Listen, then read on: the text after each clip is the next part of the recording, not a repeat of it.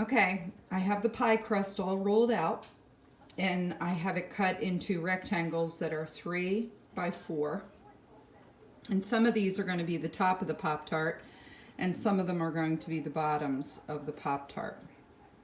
You can buy your own crust and roll it out, or you can make your own. I suggest you buying it because it's a lot easier. So the filling is a half a cup of brown sugar, 2 tablespoons of cinnamon, 1 tablespoon of flour, and 2 tablespoons of melted butter, and then you just stir it all together. So we're going to switch these onto a cookie sheet that's lined with parchment, and then we're going to load them up with the cinnamon mixture. Okay. We need an egg wash to seal the edges of our pastry, and what we use is 1 large egg and a tablespoon of milk.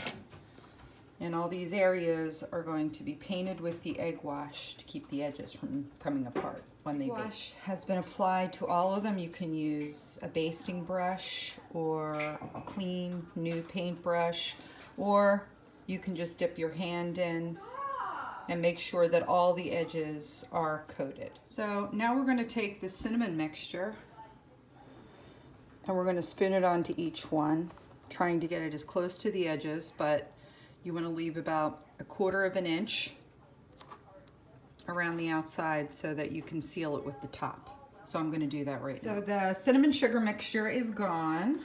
It made 12 of the tarts, and you can see I left a space around the outside so I can use the fork and crimp it and make sure that they're well sealed. So I'm going to start putting the covers on now. Before you put the tops on,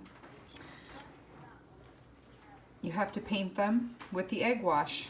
It helps the 2 sides of the pastry stick together. The covers are all on, and we're going to go ahead and crimp the edges. And you're just going to use a fork, and you're going to go around the outside like this, and make sure that all the edges are closed. And I'm going to go ahead and do that. Remaining egg wash, paint the top of the pastry, and the next thing we're going to do is we're going to sit and let them rest for a few minutes, and we're going to set the oven on 350. But before we do that, we have to poke holes in the top.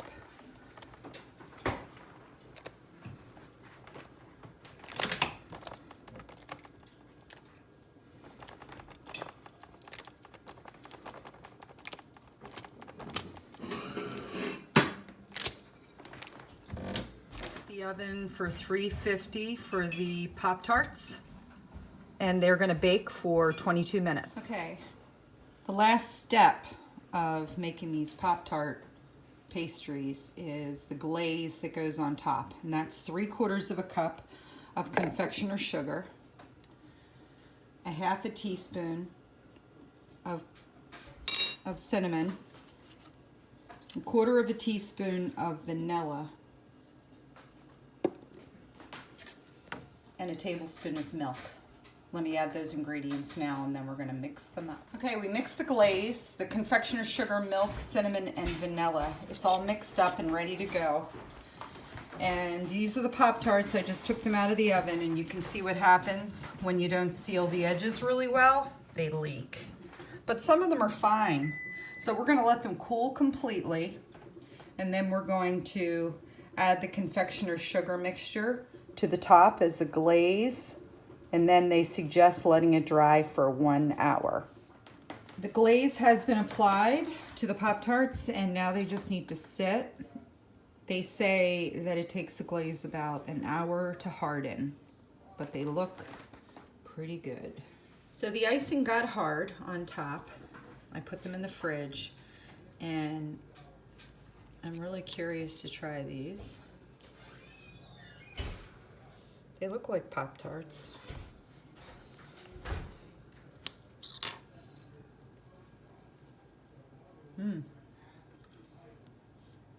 Not bad. Well, I hope you enjoyed this craft of making Pop-Tarts.